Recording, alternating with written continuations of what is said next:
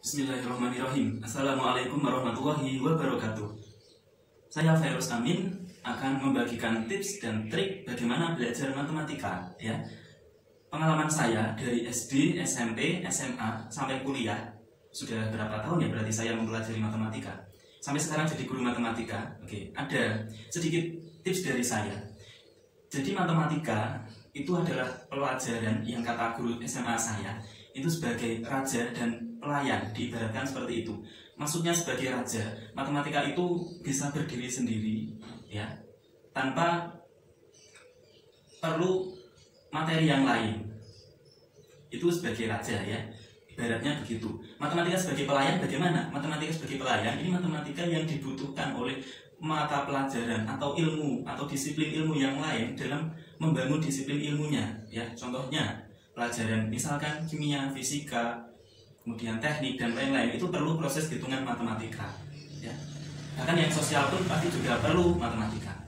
Nah, ketika kita bahas itu lebih dalam, yang kita bahas adalah bagaimana tips dan triknya dalam belajar matematika, apalagi di zaman sekarang ya, yang semuanya serba canggih, ada gadget, ada laptop dan lain-lain, ada Google. Nah, ini menjadi dilema sebenarnya, di mana teknologi yang sangat canggih di zaman sekarang, ya, itu bisa membuat siswa atau anak-anak terlena dalam belajar.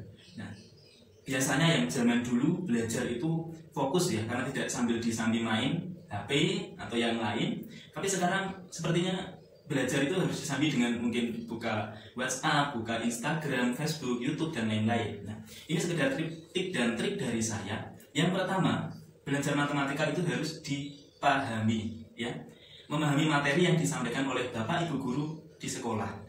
Oke, karena Bapak Ibu guru tidak mungkin menjelaskan semuanya dalam satu pertemuan, maka kita harus memahami sendiri, ya. Tidak cukup rasanya kalau cuma kita belajar di sekolah. Setelah pulang sekolah, malam, kalau saya berdasarkan pengalaman, yang efektif itu pukul 7 sampai pukul 9 untuk belajar, ya. Cuma dengan catatan tidak disambi dengan buka WhatsApp, buka Facebook, buka Instagram, Twitter dan lain-lain. Ini fokus untuk belajar 2 jam. Oke, itu akan efektif daripada belajar 5 jam atau 4 jam tapi sambil disambi dengan main HP, nge-game dan lain-lain. Itu tidak akan mengena, ya, tidak akan masuk ke pikiran kita. Oke, jadi setelah memahami materi, yang kedua adalah melihat atau mengikuti alur daripada contoh soal yang ada. Nah, jadi ini ada soal, kemudian ada pembahasannya. Nah, kita pahami nih pembahasannya. Oh, ternyata bagaimana cara menyelesaikan soal ini, ada algoritmanya seperti ini. Rumus yang kita pakai adalah yang ini. Nah, nanti kita ketemu alurnya.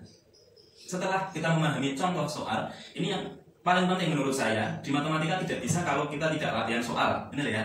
Maka yang ketiga adalah latihan soal yang banyak. Di sekolah tidak mungkin juga kita latihan soal sampai beberapa soal yang cukup banyak. Nah, itu bisa kita perkaya latihan soalnya ketika di rumah. Oke, kenapa kok matematika menjadi seperti penting, ya? Oke, dan matematika ini sebagai suatu standar ketika seseorang itu mungkin ingin melanjutkan ke jenjang yang lebih tinggi, contohnya perguruan tinggi, kemudian bekerja, ya. Jadi standar kalau kemampuan matematikanya itu bagus, ya, berarti dia bisa menyelesaikan masalah dengan baik. Karena matematika menuntut untuk berpikir bagaimana menyelesaikan masalah, kemudian bagaimana berpikir kritis, kreatif, dan inovatif.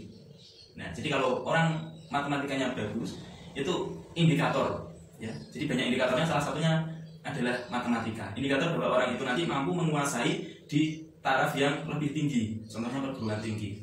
Oke, bagi yang mau masuk perguruan tinggi negeri, pasti ikut tes SBMPTN, ya, kecuali yang lewat jalur undangan SNMPTN. Nah, yang tes ini harus berjuang memperkaya soal-soal latihan matematika mulai dari sekarang, ya. Tidak ada salahnya belajar. Oke, jadi sekali lagi harus memahami, jangan cuma menghafal, ya. Karena kalau menghafal nanti hilang. Tapi kalau memahami nanti akan bisa mengena di pikiran, di hati kita. Oke, sekian, terima kasih. Wassalamualaikum warahmatullahi wabarakatuh.